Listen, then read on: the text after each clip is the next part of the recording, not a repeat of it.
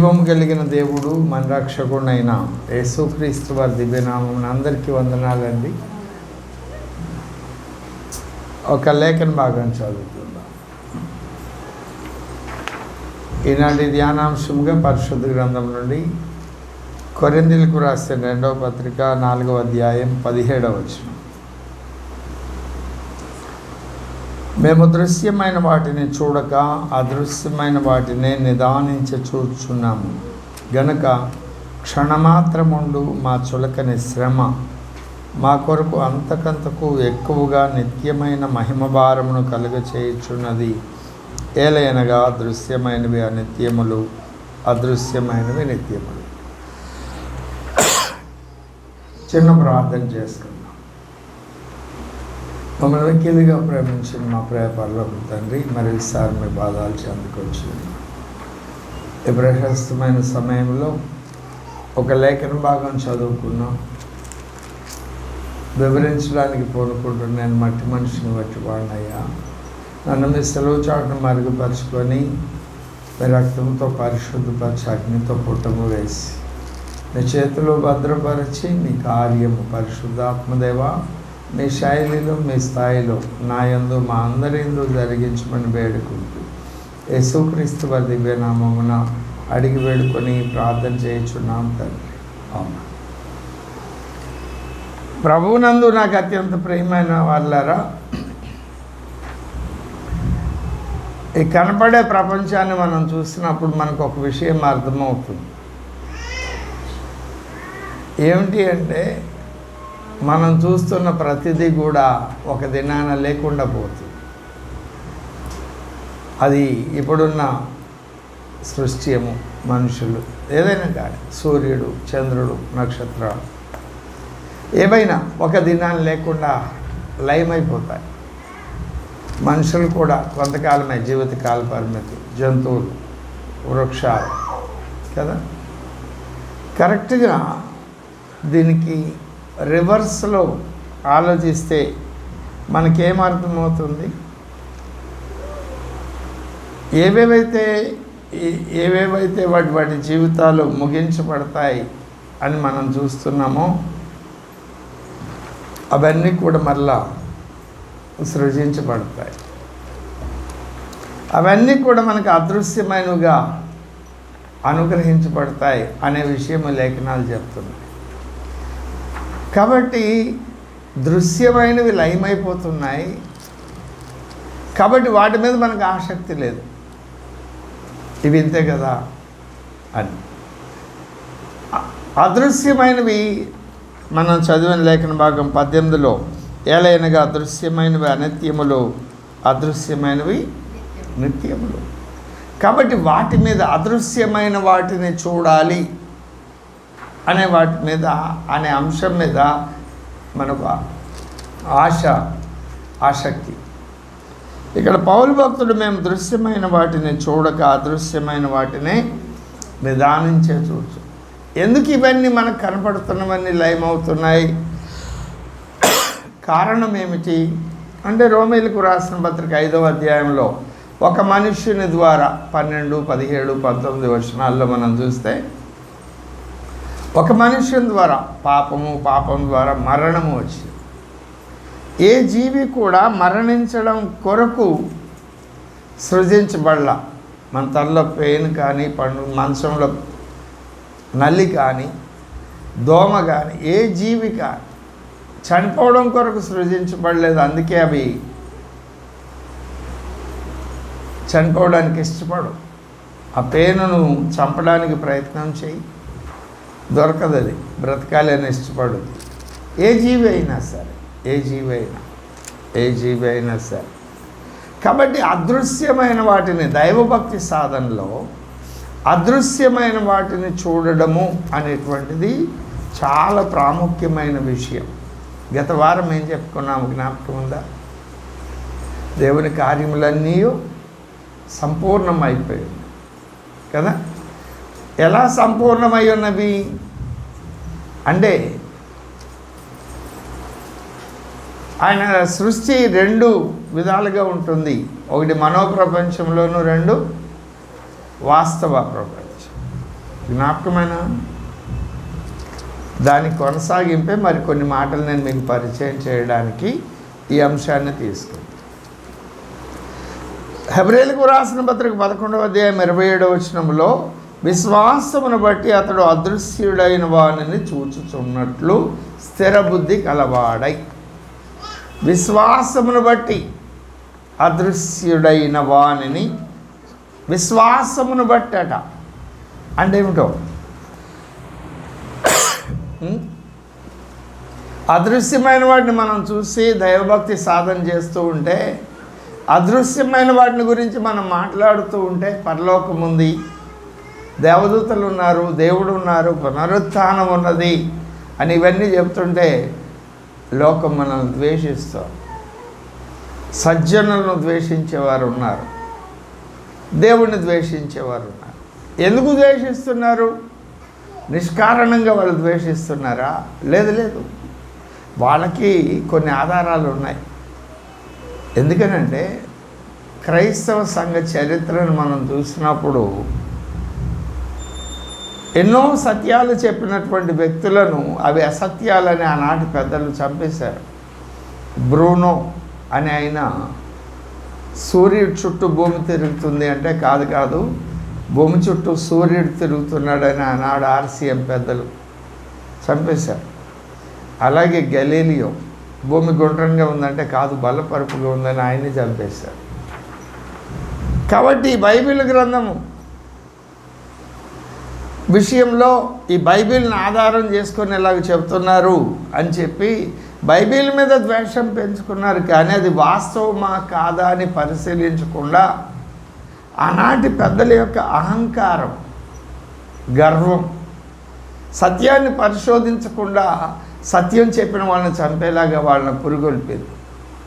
ఆ తర్వాత కాలక్రమేణా ఇప్పుడు అందరికీ తెలుసు, సూర్యుడు చుట్టూ భూమి తిరుగుతుంది కానీ భూమి చుట్టూ సూర్యుడు తిరగడం లేదు. ఇంత క్రూరమైన మనసు కలిగినటువంటి క్రైస్తవులు అని క్రైస్తవ్యాన్ని గురించి ద్వేషిస్తారు. కానీ ఆనాడు ఆ సత్యాన్ని అంగీకరించడానికి ఇష్టం లేని క్రైస్తవుల యొక్క అహంకారమే కానీ లేఖనాల యొక్క తప్పు కాదు. విశ్వాసమును బట్టి అతడు అదృశ్యుడైన వానిని చూచుచున్నట్లు. మనం చూడాలని మనకేం కావాలి? జ్ఞానేంద్రియాలు కావాలి. కన్ను, చెవి, ముక్కు, నాలుక, చర్మం, జ్ఞానేంద్రియాలు. అలాగే కర్మేంద్రియాలు. బాహ్య పురుషుడికి జ్ఞానేంద్రియాలు, కర్మేంద్రియాలు ఎలాగున్నాయో అలాగే మనలో ఉన్న అంతరంగ పురుషుడికి కూడా జ్ఞానేంద్రియాలు, కర్మేంద్రియాలు ఉన్నాయి. అంతరంగ పురుషుని యొక్క జ్ఞానేంద్రియాలు ఏమిటి? అన్నీ విశ్వాసమే. అదృశ్యమైన దాన్ని చూడాలంటే విశ్వాసం అనే కన్ను కావాలి. అదృశ్యుడైన వాని స్వరం వినాలంటే విశ్వాసం అనే చెవి కావాలి. ఇక్కడ అదృశ్యుడైన వానిని చూచుచున్నట్లు అన్నాడు. ఆత్మ సంగములతో చెప్తున్న మాట చెవి గలవాడు. విశ్వాసం అనే చెవి కావాలి. అలాగే స్పర్శ, అలాగే యెహోవా ఉత్తముడని రుచి చూసి తెలుసుకోవడం, ఇవన్నీ కూడా విశ్వాసమే. విశ్వాసంతోనే అబ్రహాము నిలువరమైన పట్టణాన్ని చూసినట్లుగా మనం చూస్తాం. విశ్వాసంతోనే మోషే అదృశ్యుడైన వారిని చూసినట్లు మనం చూస్తాం. హానోకు దేవునితో నడిచాడు. ఎలా? విశ్వాసం ద్వారా. 300 సంవత్సరాలు అతడట ప్రతిదినము దేవునితో కలిసి నడిచేవాడట. తన కొరకు నియమించబడిన నడక ముగించబడిన తర్వాత హానోకును దేవుడు అగ్ని రథాల మీద తీసుకువెళ్ళాడు అని గిల్గమేష్ అనేటువంటి పురాణంలో చెప్పబడినట్లుగా వేద పండితులు చెప్తారు. బైబిల్ ఆ మాట వ్రాయబడి. అలాగే ఎందరో భక్తులు అనేక సన్నివేశాలు లేఖనాల్లో మనం చూస్తాం. హానోకు జీవితంలో. అలాగనే రాజులు 2వ గ్రంథం 2వ అధ్యాయం ప్రారంభ వచనం.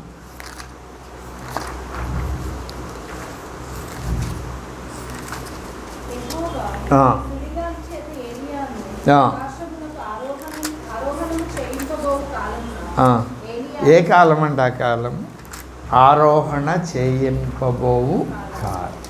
ఆరోహణ చేయింపబోవు కాలం. ఆ మాట ఒక పరిశోధనాంశం. ఏలియాయు ఎలీషాయు కూడి గిల్గాలకు వెళ్ళుచుండగా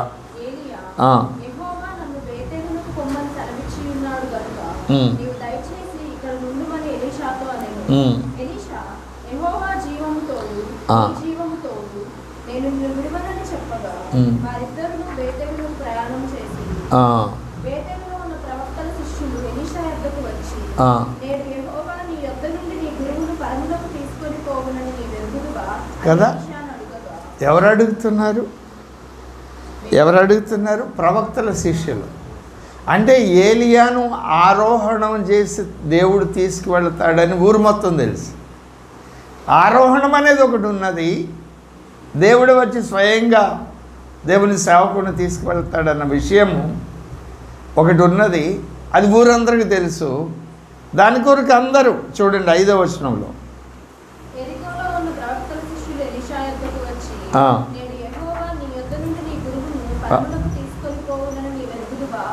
కదా. ఇలాగున ఇది ఎంత అద్భుతమైన విషయం. ఒక నిమిషం ఆగి అసలు అక్కడ దాకా ఎందుకు, మన పిల్లలు అమెరికా వెళ్తున్నాడు, మంచి జాబ్ వచ్చిందో లేకుండా చదువుకుంటా కంటే ఆ వీధిలో వాళ్ళందరూ అడుగుతారా అడగరా? అది చాలా గొప్ప విషయం కదా. అదే చంద్రమండలం మీదకి వెళ్తున్నారు. జెఫ్ బెజోస్ అనేటువంటి ఆయన పంపుతున్న ర్యాకెట్లో వెళుతున్నారు. రేపు ఎప్పుడు వెళ్తున్నారు ఒక 7గురు. అందులో నువ్వున్నావు అనుకో, అప్పుడు ఊరు మొత్తం నిన్ను ఎలాగ సన్మానిస్తుంది? ఊరికే 2 రోజులు వెళ్ళి రావడానికి. దేవుడే వచ్చి నిన్ను తీసుకువెళ్తాడు అన్న విషయం ఊరు మొత్తం తెలిస్తే అది ఎంత అద్భుతమైన విషయం అండి కదా. ఎంత అద్భుతమైన విషయం. ఈ అదృశ్యమైన వాటిని చూడడం, 11వ వచనం.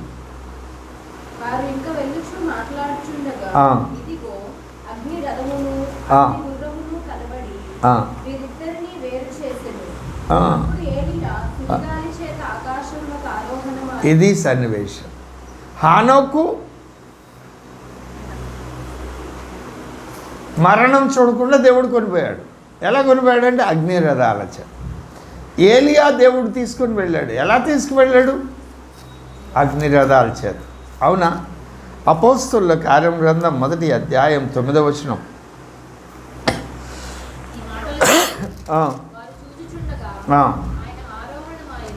ఆయన ఆరోహణమాయన. ఎవరు? ఎలా? వారు చూచుచుండగా. అక్కడ ఎలీషా చూచుచుండగా. అవునా? అక్కడేమో హానోకు విషయము ఊరు మొత్తానికి తెలిసింది, దేవుడు కొనిపోయాడు అని. కొనిపోబడాను, దేవుడు అతన్ని కొనిపోయాను అని ఊరు మొత్తానికి తెలిసింది. ఏలియా విషయము ఊరు మొత్తం తెలుసు. అట్లాగే యేసు ఇప్పుడు లూకాసు వార్త 24:30లో శిష్యులు గదిలో ఉంటే ప్రభువు గదిలోకి ఎలాగొచ్చారు? తలుపులు తీసుకొని వచ్చారు, తీయకుండా వచ్చారా? వచ్చారు కదా. అంటే ఆయన ఎలాగొచ్చాడు అనే విషయం వాళ్ళకి తెలీదు, వచ్చాడు అన్న విషయమే తెలుసు. అవునా?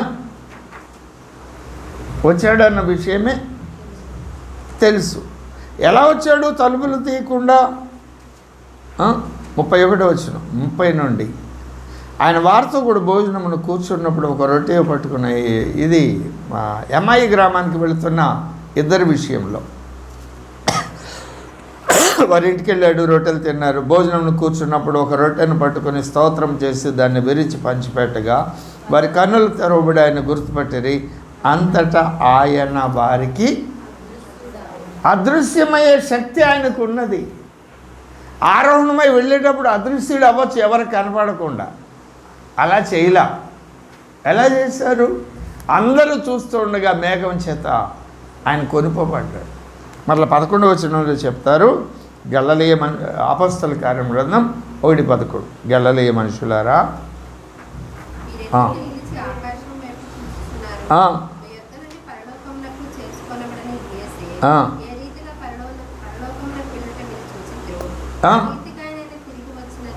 అంటే వచ్చేటప్పుడు కూడా మీరు చూస్తారు.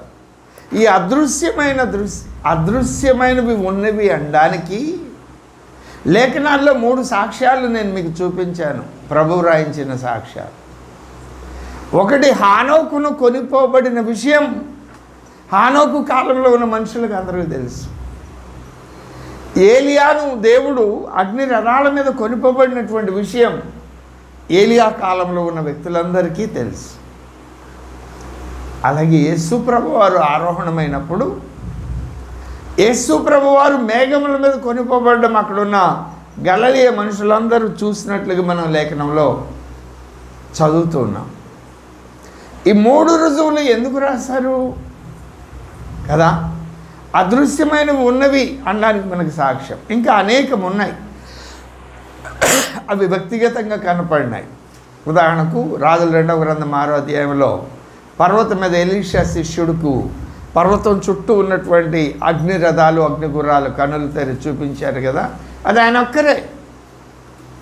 కానీ 3 సన్నివేశాల్లో ఆ కాలంలో ఉన్న మనుషులందరూ కూడా అదృశ్యమైన ఉన్నవి అని నమ్మడానికి ఆధారం దేవుడు కలగజేశాడు. 3 సందర్భాల్లో, హానోకు సందర్భంలో, ఏలియా సందర్భంలో మరియు ప్రభువైన యేసుక్రీస్తు వారి సందర్భంలో. ఎందుకలా అంటే తెస్సలోనికీయులకు రాసిన మొదటి పత్రిక 4వ అధ్యాయం 15 నుండి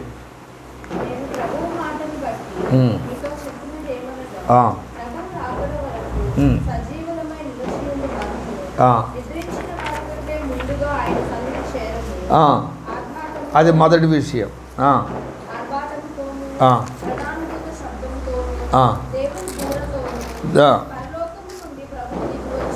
రెండో విషయం, పరలోకం నుండి ప్రభువు దిగివచ్చును. తర్వాత వాళ్ళు మొదట లేతరు.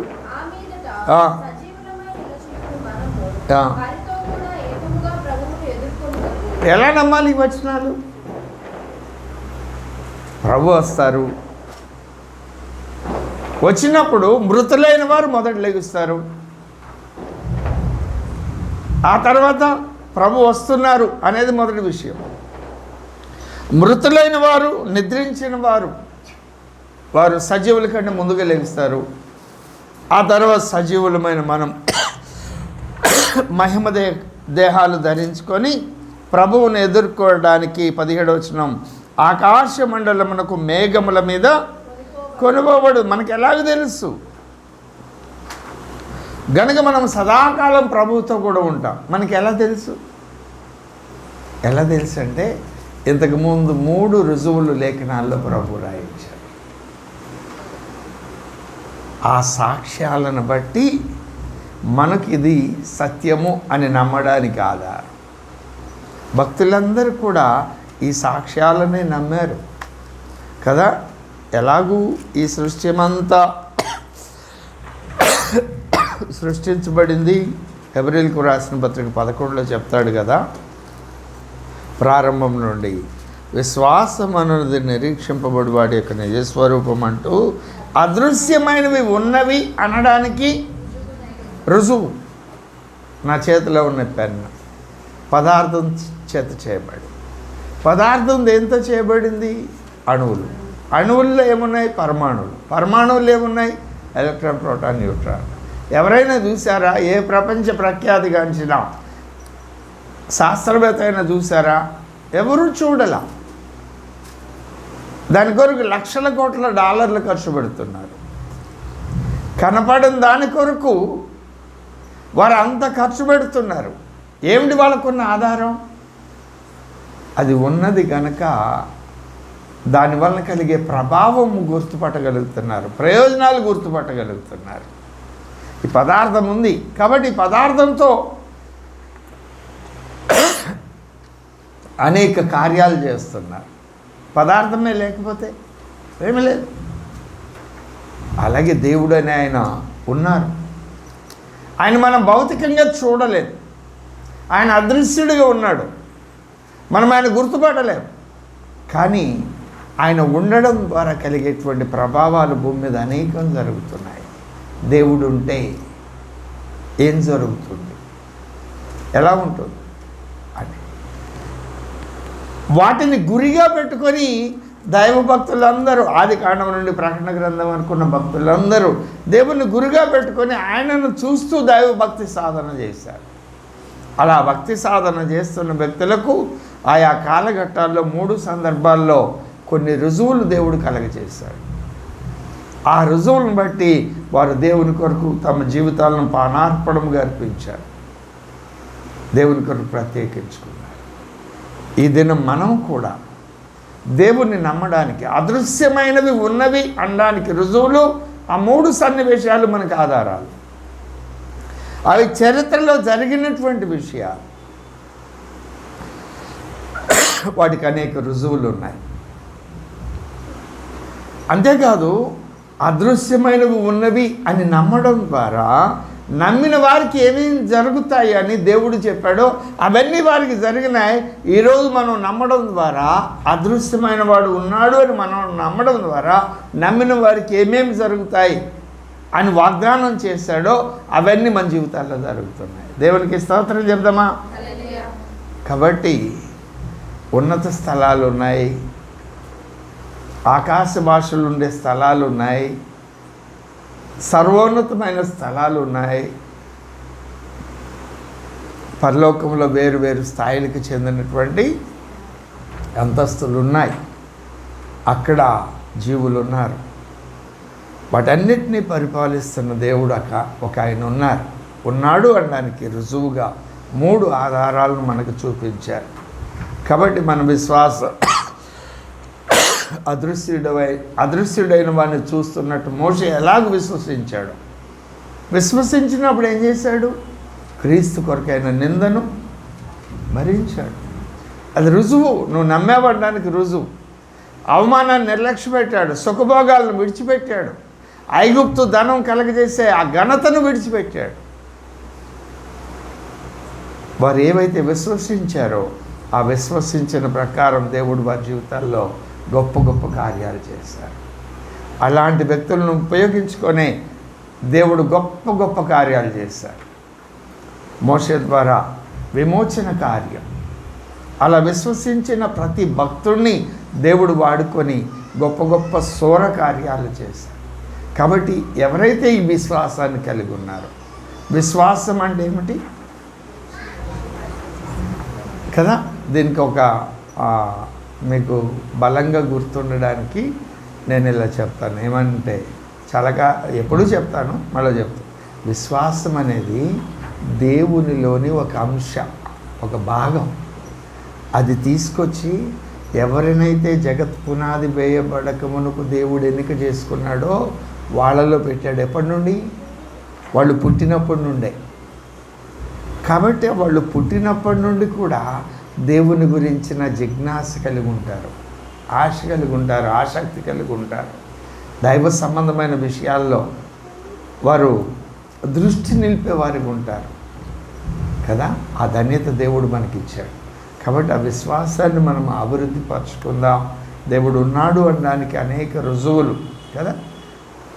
కాబట్టి ఆయనను చూస్తూ అదృశ్యపడి మన చుట్టూ ఉన్నటువంటి ప్రతి ఘట్టంలో ఇప్పుడు దేవుడు ఉన్నాడు అనడానికి ఇంకొక రుజువు ఏమిటి? దేవుడు లేడు అనడానికి సాక్ష్యం లేదు. దేవుడు ఉన్నాడు అనడానికి రుజువు. అపవాది ఉన్నాడు, అపవాదిని దేవుడిని ఎలా గుర్తుపట్టగలం కదా. ఇప్పుడు దేవుడు ఉన్నాడు, అదృశ్యుడు అయిన వాడు ఉన్నాడు, ఆయన ఉంటే ఆయన ప్రభావం చేత అనేక కార్యాలు జరుగుతున్నాయి అని చెప్పాం కదా. అలాగే అపవాది ఉన్నాడు, వాని ప్రభావం చేత కూడా కొన్ని కార్యాలు జరుగుతున్నాయి. ఏది దైవ కార్యం, ఏది అపవాది కార్యం ఎలా గుర్తుపట్టగలం? దానికి ఉన్నటువంటి లిట్మస్ పేపర్ ఏమిటి, ప్రమాణం ఏమిటి? తిమోతికి రాసిన మొదటి పత్రిక 4వ అధ్యాయం 4వ వచనం.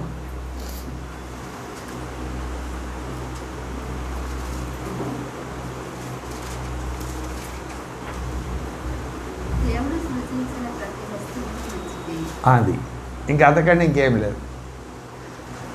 ఏదైతే మంచిది, మానవులకు మేలు చేసేది ఉందో, క్షేమకరమైందో, ఉపయోగకరమైందో ఆశీర్వాదకరమైందో అవన్నీ దేవుని యొద్ద నుండి వచ్చినాయి. కీడు కలిగించేవి, నష్టాన్ని కలిగించేవి, గాయాన్ని చేసేవి ఇవేవి కూడా దేవుని యొద్ద నుండి వచ్చినవి కావు. ఆ మాట ఎక్కడ ఉంటుంది? యోహాను సువార్త 10వ అధ్యాయం 10వ వచనం.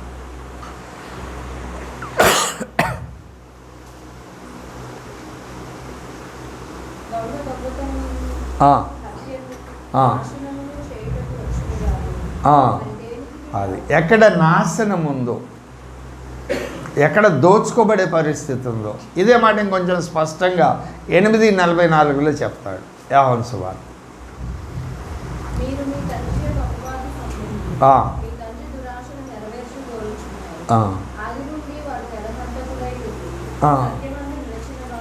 కాదు, సత్యమే లేదు. అది కాదు. ఎక్కడైతే అబద్ధం ఉందో, ఎక్కడైతే అసత్యం ఉందో, ఎక్కడైతే ద్వేషం ఉందో, ఎక్కడైతే ఎదుటి వ్యక్తిని నాశనం చేయాలనే ఆలోచన ఉందో అక్కడ ఎవరున్నట్టు? ముద్దు గుర్తు. నేను క్షేమంగా ఉండాలి, నాతో ఉన్నవారు క్షేమంగా ఉండాలి, నేను పొందిన రక్షణ, నేను పొందిన ఆనందం, నేను పొందిన సమాధానం ఇతరులకు ఇవ్వాలి అనే మనస్సు, హృదయం ఎక్కడుందో, లోక సంబంధమైన విషయంలో కాదు. అందరూ బాగుండాలి, అందులో నేను ఉండాలి. ఎట్లా బాగుంటారు క్రీస్తు లేకుండా? బాగుండడం అంటే ఏమిటి? భౌతికపరమైన విషయాల గురించి వాళ్ళు చెప్పారు. మనం చెప్తుంది ఆత్మ సంబంధమైన విషయాలు. అందరూ బాగుండాలంటే వాళ్ళు బాగుండడం కొరకు నా కొరకైన సెలవు నేను మొయ్యాలి. ఇది బాగుండడం అంటే. అక్కడ అది కాదు. నేను ఐశ్వర్యం కలిగి ఉండాలి, అధికారం కలిగి ఉండాలి, ఆరోగ్యం కలిగి ఉండాలి, అది. ఇక్కడ అది కాదు. అందరూ బాగుండడం కొరకు నా సమయాన్ని ఖర్చు పెడతాను, నా డబ్బును ఖర్చు పెడతాను, నా ఆరోగ్యాన్ని ఖర్చు పెడతాను, నేను కలిగి ఉన్న సమస్తాన్ని దాని కొరకు ఖర్చు పెడతాను, అందరూ బాగుండడం కొరకు అనుకునేది దైవ కార్యం. అలా మనం చేసినప్పుడు అదృశ్యమైన వాడిని చూడగలుగుతాం, ఆయన చేసే కార్యాలను చూడగలుగుతాం, ఆయన స్వరాన్ని వినగలుగుతాం, ఆయన స్పర్శను, ఉనికిని అనుభవించగలుగుతాం. ఏవేవి మనకు గోచరం కాకుండా భద్రపరచాడు అవన్నీ మనకు గోచరం అవుతాయి దేవుని ఆత్మ ద్వారా.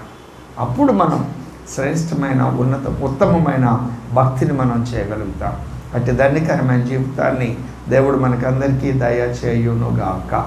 ఆమేన్. దేవుడి మాటలు మన వెనుకళ్ళు దీవించి ఆశీర్వదించునుగాక. ఆమేన్. ప్రార్థన చేసుకుంటాం. మా ప్రియ ప్రభువా, మీ భక్తులందరూ మిమ్మల్ని చూచారు, మీ స్వరాన్ని విన్నారు, మీ ప్రభావాన్ని అనుభవించారు, మీ ఆలోచన చొప్పున నడిపించబడ్డారు. అలాగే ఈనాడు కూడా మేము మీ స్వరాన్ని వినగలుగుతున్నాం, మీ ప్రభావాన్ని మేము అనుభవించగలుగుతున్నాం. మీ స్వరూప ప్రభావ మహిమ దర్శనాన్ని ఇదిగో అదృశ్యమైన వాడిని చూచుచున్నట్లు మేము అక్షరార్థంగా చూడలేదు, కానీ ఈ కార్యం అందరికీ మంచిగా, ఆశీర్వాదకరంగా, మేలుకరంగా, క్షేమకరంగా జరిగింది. కాబట్టి ఇది దైవ కార్యం. అందుకొరకు నేను నష్టపోయినా పర్లేదు, ఆయన పరం నుండి సమస్తమును విడిచిపెట్టి వచ్చి నష్టంగా ఎంచుకొని దరిద్రునికి ఈ లోకానికి వచ్చి మమ్మల్ని ఐశ్వర్యవంతులను చేయాలని, అతి శ్రేష్టమైన అనుభవాల ద్వారా క్రీస్తుని మేము గుర్తుపట్టగలమని, చూడగలమని, ఆయన కార్యాలను మేము వివేచించగలమని మీరు జ్ఞాపకం చేశారు. దానికి 3 రుజువులు లేఖనాల్లో మాకు చూపించారు. హానోకు, ఏలియా మరియు యేసు యొక్క ఆరోహణం. కాబట్టి ఆ అదృశ్యమైన వాటిని నిదానించి చూడడము అనే అనుభవం మాకు నిత్యం దయచే. వాటి యందు నిలిచుకున్నట్లు మీ కృపను దయచే. దృశ్యమైనవేవి శాశ్వతమైనవి కావు, అవి ఒక దినాన్ని నశించిపోయాయి. కాబట్టి అదృశ్యమైన వాని యందు లక్ష్యం ఉంచి మా భక్తి జీవితాన్ని కొనసాగించడానికి మీ కృపను దయచేయమని వేడుకుంటూ యేసుక్రీస్తు వారి దివ్య నామమున అడిగి వేడుకొని ప్రార్థన చేయుచున్నాం తండ్రి. తండ్రి యొక్క శాశ్వతమైన ప్రేమ, కుమారుని యొక్క శాశ్వతమైన కృప, పరిశుద్ధాత్మదేవుని యొక్క అన్యోన్యము మనోహరమైన సహవాసం చేరుకుడిన మనకు, ఈ లోకంలో ఉన్న సకల పరిశుద్ధులందరికీ సదాకాలం తోడై ఉండును గాక. ఆమేన్. అందరికీ వందనాలు.